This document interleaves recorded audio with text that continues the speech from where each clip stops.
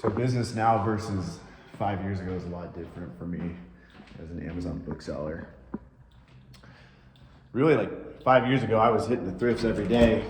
I really never do that now. I just kind of do it for YouTube videos and then to show you guys how to make money. But now my day-to-day is a lot different. Doing my daily Chipotle run right now. But so much has changed over the years, you know, with what I do with my time. 4 years ago, I moved next to a bookstore. Fucks my car. Moved next to a bookstore, McKay's bookstore here in Nashville.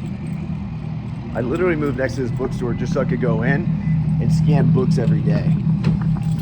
So I had a vision of building a 7-figure business back then, 7-figure book business, which I have, but it didn't really work out the way I thought it was going to. And for everyone like new to the channel that doesn't know, basically I lived in my car. I'm in a RAV4 now, but I had a Toyota Corolla back then, and I was hitting thrifts all over the country, and I did a terrible job of documenting the whole thing.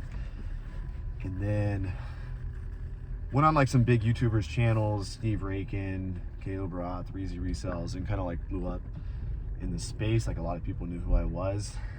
And then I went up to the Northeast for a book trip. Like this is, back then I was like, I'm 100% only gonna be a bookseller, just hit up thrift stores, libraries, like, and I was doing it because it gave me the freedom to do whatever I wanted to. So I was like, I'm just gonna do this so I can travel, I can find books wherever I travel, and I'm just gonna travel America. Like I'm gonna start with America. And I got to the point where I was making enough money to actually pay for Airbnbs and stuff. And then I found out not everyone could sell textbooks, but I could. So Amazon gated everybody except for, not except for me, but for like a lot of people before 2017, they could sell textbooks. If you had an Amazon account before 2017, you could sell textbooks, but all new Amazon accounts can't sell. They're called high-risk textbooks. So I was able to sell the high-risk textbooks, and I just had the whole book selling community. Like I posted in these Facebook groups, book selling the book flipper community, my Facebook group I just started back then, and then everybody just sent me their books, and I did 80,000 in sales. So I went from like doing 10 to 20,000 in sales just thrifting to doing 80,000 in sales, like selling other people's books on consignment. And that's when I was like, holy shit, like there's a lot of money to be had in this book business. And long story short, I've completely systematized that part of the business, went through a bunch of shit, had 6 Amazon account shutdowns. It was fucking terrible, but we kept it alive. RestrictedInventory.com is still a big source of my income today, and it does 7 figures a year, almost. I think it actually does like 700,000 a year, but we'll do 7 figures next year. And yeah, I say that to say, like, I started this model thrifting years ago. I posted a bunch on YouTube, and now I'm more like, my day-to-day is like I'm showing you guys right now, like I'm driving to Chipotle. I just got done shooting a bunch of content at the house at my apartment. I place wholesale orders. I was up to the point where I was spending almost I spent $130,000 on wholesale orders in June. I don't really post much about that on YouTube though, because I don't really feel like a wholesale expert. I mean, I'm the host of Miami Sellers Conference. I know a ton of people doing wholesale and online arbitrage, but I don't really feel like an expert, because like the way I landed my wholesale connection,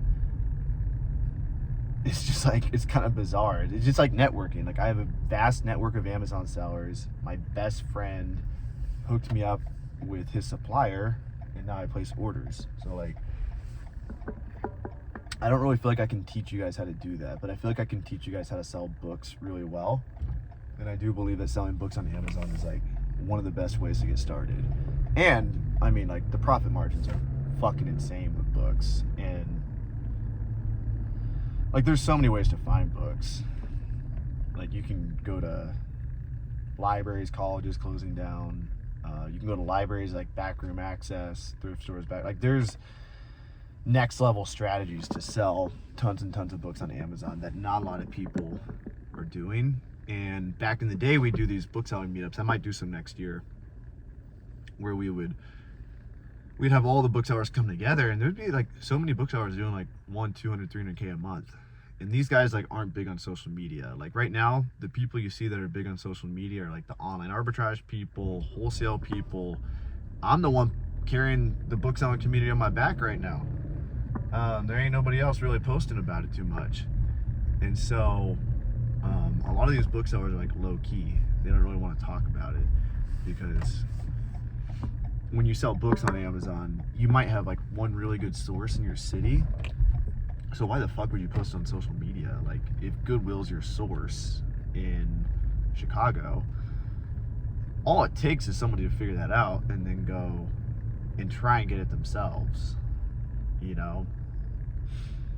Which wouldn't really be an easy thing to do, but it's definitely a legitimate fear. It's the same fear that like OA sellers and wholesalers have. It's like, if you find one or two of their leads, you still have to find the supply, but you can reverse engineer that. Selling on Amazon's kind of like a savage space for real. Because like, you want to share, and I share a shit ton, but at the same time, you can't overshare. You can't share too much.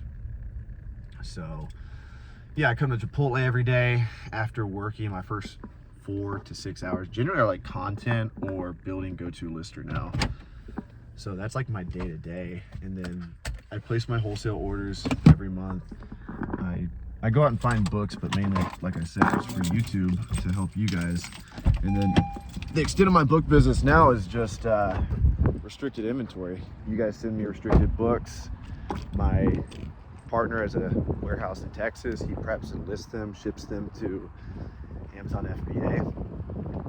And so yeah, I got that pretty automated, but that's kind of what I've been working with lately.